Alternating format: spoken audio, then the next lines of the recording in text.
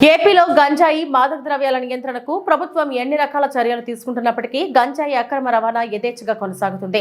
తాజాగా అనకాపల్లి జిల్లా నక్కపల్లి మండలం వేంపాడు టోల్ ప్లాజా వద్ద ఇద్దరు వ్యక్తులు గంజాయితో పోలీసులకు పట్టుబడ్డారు. నక్కపల్లి పోలీసు సిబ్బంది వేంపాడు టోల్ ప్లాజా వద్ద వాహన తనిఖీలు చేస్తుండగా వారిని చూసి పరారయ్యేందుకు యత్నించిన ఇద్దరు వ్యక్తులను అదుపులోకి తీసుకున్నారు. వారి వద్దనున్న 2 బ్యాగులను తనిఖీ చేసి 12 కేజీల గంజాయి స్వాధీనం చేసుకున్నారు. నిందితులను అరెస్టు చేసి రిమాండ్కు తరలిస్తున్నట్లు నక్కపల్లి ఇన్స్పెక్టర్ కుమారస్వామి మీడియాకు వెల్లడించారు. ఈరోజు మార్నింగ్ సుమారు 10 గంటల సమయంలో నక్కపల్లి మండలం ఎస్ఐ గారికి శనిబాబు ఎస్ఐ గారికి ఇల్లీగల్గా గాంజా ట్రాన్స్పోర్ట్ చేస్తుందని ఇన్ఫర్మేషన్ రావడం జరిగింది.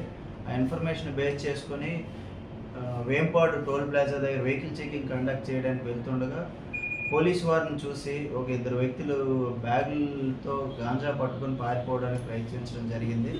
వాళ్ళ సిబ్బంది సహకారంతో వాళ్ళని అరెస్ట్ చేయడం అప్రహెండ్ చేయడం జరిగింది. చేసి వాళ్ళని చెక్ చేయగా వాళ్ళ దగ్గర నుంచి ఒక 12 కేజీస్ గాంజా సీజ్ చేయడం జరిగింది.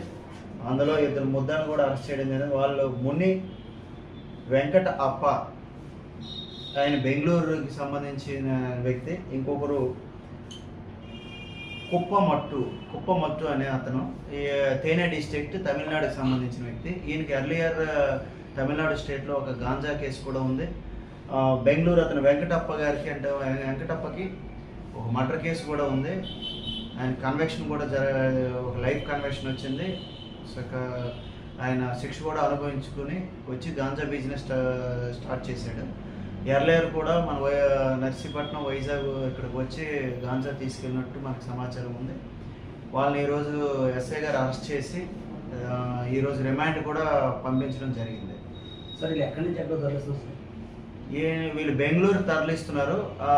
ఈ సోర్స్ అంటే ఇంకా సోర్స్ మనకి ఎక్కడి నుంచి వచ్చిందని చెప్పి కరెక్ట్ అయిన ఇన్ఫర్మేషన్ లేదు. కొంతవరకు కాల్ డేటా అనాలిసిస్ చేస్తే కానీ మాకు ఇన్ఫర్మేషన్ తెలియదు. మాకైతే కొన్ని క్లూస్ ఉన్నాయి. దాన్ని బేస్ చేసుకొని ఆరిజిన్ అయితే తప్పకుండా పడుతుంది.